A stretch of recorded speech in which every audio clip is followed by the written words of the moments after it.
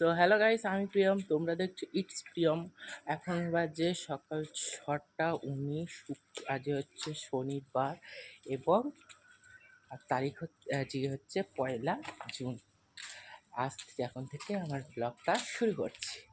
তো আগের দিন তো দেখলেই আপনারা যে আমি বাস পাইনি, দুঃখের বিষয়। বাস না পাওয়ার কারণে আমি নতুন করে আবার গাড়িতে উঠলাম। এই গাড়িতে বলছি কেন, সরি মিস্টেক হয়ে গেল। পিসির বাড়িতে এসেছিলাম, এখন পিসির বাড়ি থেকে আবার সকালবেলা আমার এখানেই পড়া আছে, তাই আর বাড়ি যাইনি। পিসির বাড়ি থেকে এখন পড়তে যাব, পড়ে টরে তারপর বাবা নিতে আসবে। তো গাইস, এখন বাজে 9টা 10। এখন আমার বাবা নিতে এসেছে আমাকে। এবার আমরা বাইকে করে বাড়ি যাচ্ছি, কারণ বাস চলেনি, আপনাদের তো আগেই বললাম, ভোর ছিল তাই। এবার বাড়ি এসে মাও টিফিন দিয়ে দিল, আমি টিফিন খেয়ে। গাইস, এখন বাজে দুপুর 3টে 4 আর আমার স্নান কমপ্লিট। আমি চলে এসেছি ঠাকুর ঘরে। এখন সকাল লাস্ট আপনাদের সাথে কথা হয়েছিল টিফিনের সময়, তারপরে মা বাবা ভোট দিতে গেছিলো বলে আমি ঘুমিয়ে পড়েছিলাম। আমি ঘুম থেকে উঠলাম দুপুর 1টা 2টোর সময়, না, হ্যাঁ উঠি।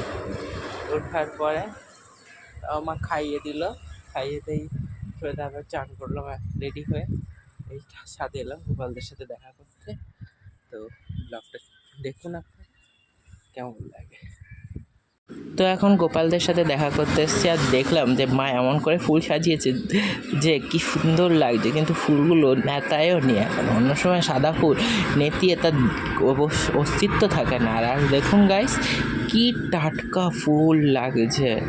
তো চলুন এবার নিচেও চলে এলাম, গোপালকেও বসিয়ে দিলাম।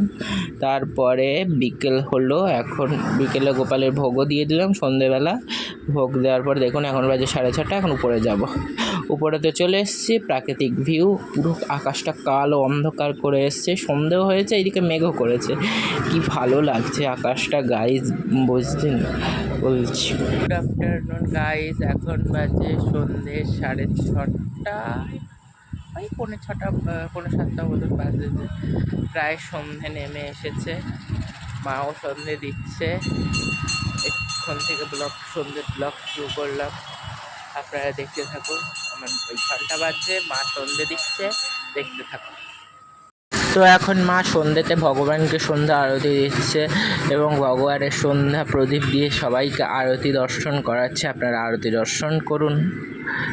তো এখন নাম সংকীর্তন করে গোপালকে শয়ন দিয়ে আমার ব্লগটাও এই পর্যন্ত। সবাই ভালো থাকুন, সুস্থ থাকবেন।